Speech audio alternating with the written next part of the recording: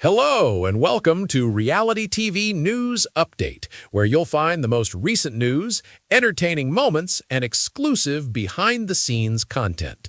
Plus, Christian makes a big move.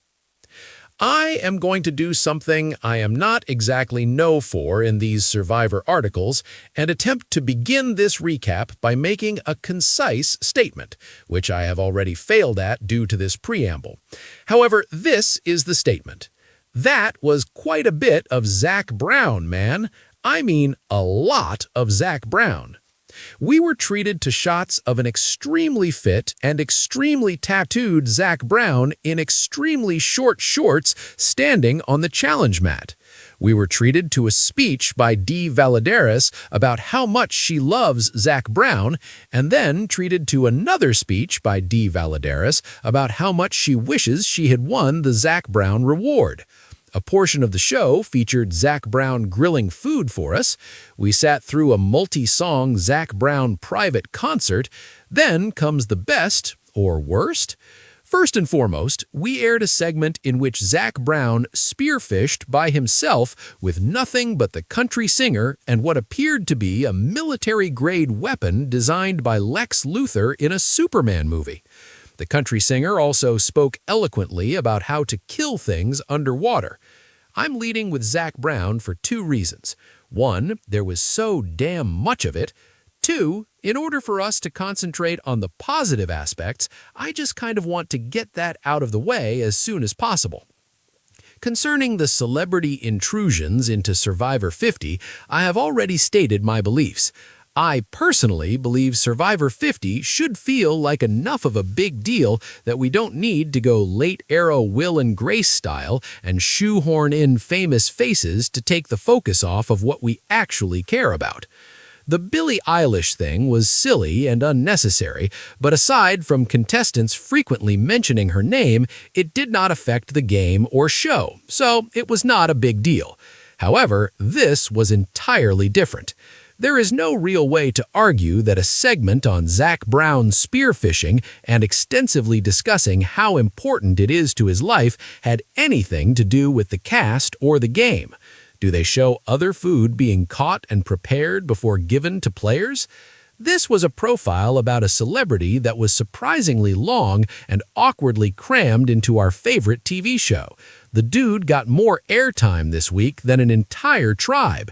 And before you start quoting Stripes and telling me to lighten up, Francis, keep in mind that I appear to be the only person on the entire planet who not only supports Jeff Probst's rapping, but also wants him to start rapping even more.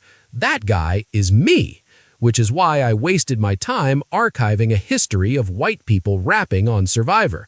I love absurd stuff and can even get super into a private concert for reality TV contestants. More on that later. But again, this just seemed like a lot. But if that's my biggest complaint so far on Survivor 50, at least until Mr. Beast shows up, you will know that we are nearing the end of a season that is otherwise excellent. As the man who used to be called the Big Bang Theory finally got his revenge, we had another fun challenge, an epic feud in the making, and our first crime that happened every season. Let's go over everything that happened in Survivor 50's fourth episode, Found and Lost. You know I like a little spice in my dish, and so the Genevieve and Aubrey feud this season has been absolutely delicious. Last week, we saw a montage in which Genevieve worked with everyone in the tribe to defeat her opponent, and Aubrey appeared to call Genevieve a bitch or something else that had to be bleeped out. However, Genevieve's amazing display of superb passive-aggressiveness, or perhaps just aggressiveness, brought the competition to a complete standstill this week. Genevieve started saying, "Aubrey."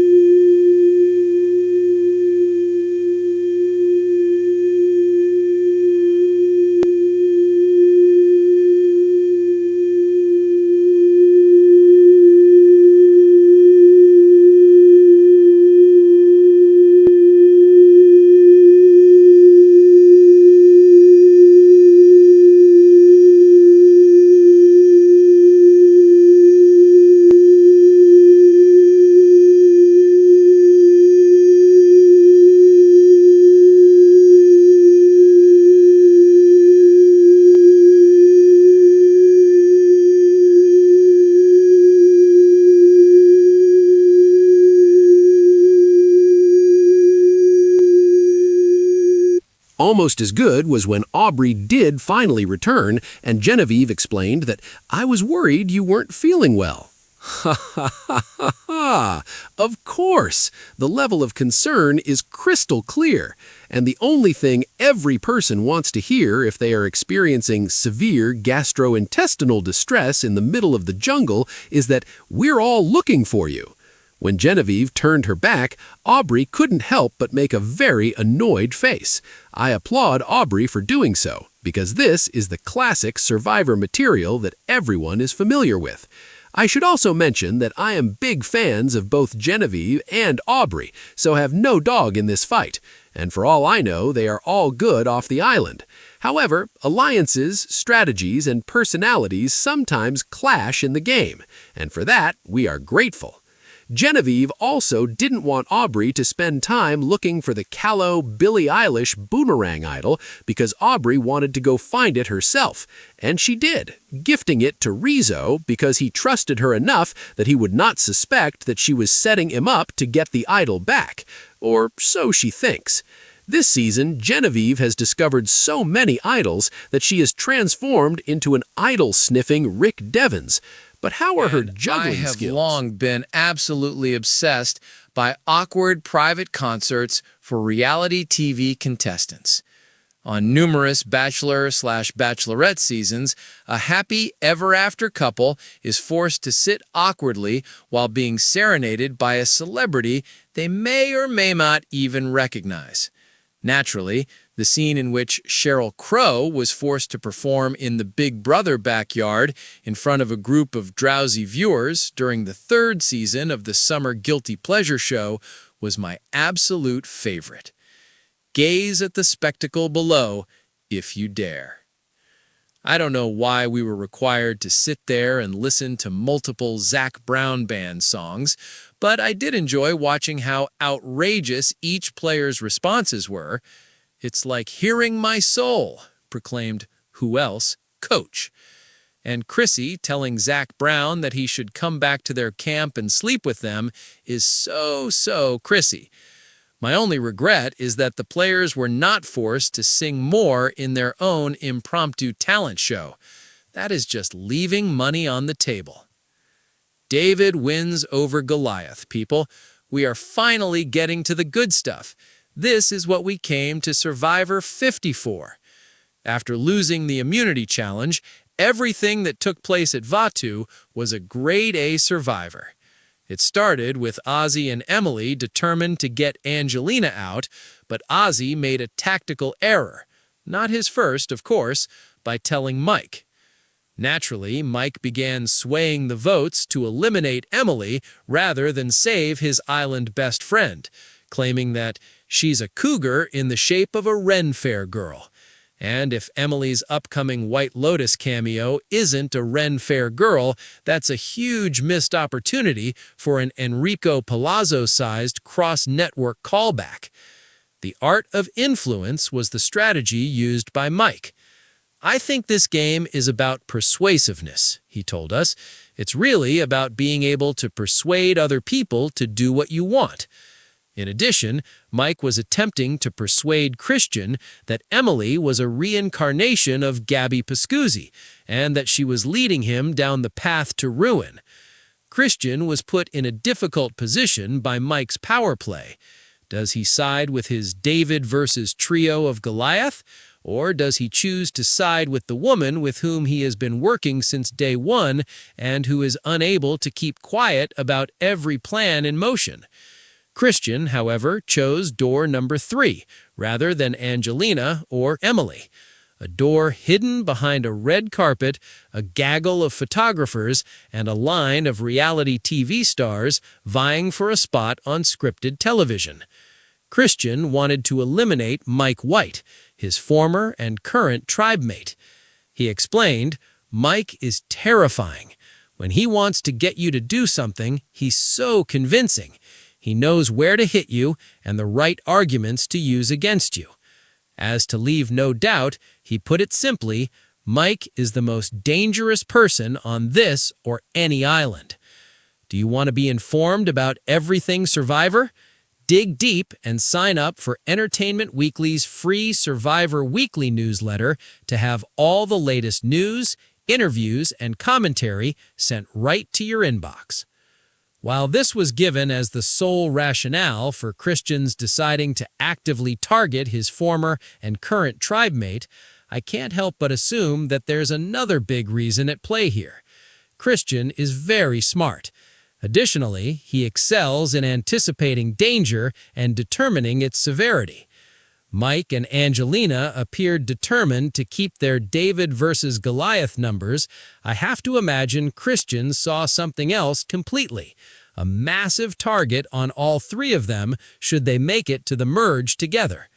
Ousting Emily and sticking with Mike and Angelina would make Christian a massive target moving forward, while getting rid of Mike would drastically reduce it.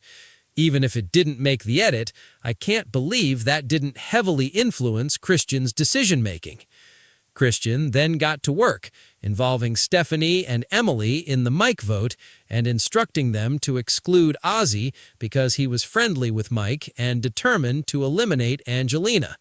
Christian informed us that Ozzy is absolutely gunning for a White Lotus cameo, and we happen to know precisely what that cameo is, because Ozzy has already pitched it to us. However, Christian was standing right there pleading with her with a variety of hilarious facial reactions to immediately cease all activity, and Emily, who was once again proving to be the most strategically unstable player of the season, went and told Ozzy that Mike was attempting to flip the vote. I said it last week and I'll say it again, what is Emily flippin' doing? Who would have thought that this season she would be more chaotic than Q and Angelina combined? And Emily's game insecurity continued right into Tribal Council when she sensed the vibes are off. Well, if the mood wasn't bad before the vote that sent Mike White packing, wait, he can't pack. He didn't even bring his bag. They were definitely off after, as Ozzy was clearly more upset than the person getting his torch snuffed. He muttered, "Damn, blindsided," to the other people. Thank you guys, thank you so much. The best exchange was Christian trying to salvage the situation by informing Ozzy, "I'll catch you up," only to get hit back with, "Too late." No doubt Ozzy is pissed, but it would also be in his best interest to play nice. Ozzy's interests were served for one thing, because his ultimate objective was to dismantle the David versus Goliath threesome, possibly one of the few times in life my man Ozzy has ever wanted to break up a threesome, and that happened. He'll no doubt complain, "Why didn't you tell me?" To which Christian and Emily can reply that they knew Ozzy and Mike were friends and didn't want to put him in that uncomfortable position of having to vote for his friend and lie about it. Ozzy may not fully believe that, but he should be selling that if he wants allies who won't worry that he'll turn against them at the merge. But what a great play by Christian. Move thus far this season. He flipped the script to take out an ally, recognizing the cons moving forward outweighed the pros. And he did it without informing any of his allies, and while watching another ally attempt to foil his plan right in front of his hilariously twisted face. It made for a thrilling end to the episode, and almost made me forgive the random spearfishing intermission. Probst has said over and over that the Season 50 cast delivered this season, and so far he is 100% right. They've been great and have risen to the challenge he issued them before the game even began. If they keep this up and the celebrity intrusions can be kept to a minimum, then we could be looking at a top 10 season. Still early, yes, but every episode has been a banger so far. Last thing before we go, serious props to Mike White. Sometimes a celebrity fan signs up to do a reality show once on a whim. Mike White has now done The Amazing Race twice and Survivor twice. He doesn't need the money or camera time. He neither requests nor receives any special treatment. He loves these games and genuinely just wants to be a part of them. He plays hard, as we saw once more in this episode. He even seemed to take genuine pleasure in being outplayed by the Padawan he chose to compete in the very first challenge of David versus Goliath. Mike has to appreciate that brilliant full-circle arc because he is a master storyteller. When we talk to Mike on Thursday, we'll get the whole story from the one who lost. Also, in case you missed it, make sure to open up our latest Survivor mystery box for exclusive goodies and surprises, including a visit from legend Parvati Shallow, and discover who the cast of Survivor 50 thinks should play them in a Survivor movie. There are some interesting choices, to be sure. Okay, enjoy all that, and I'll be back next week with another scoop of the crispy.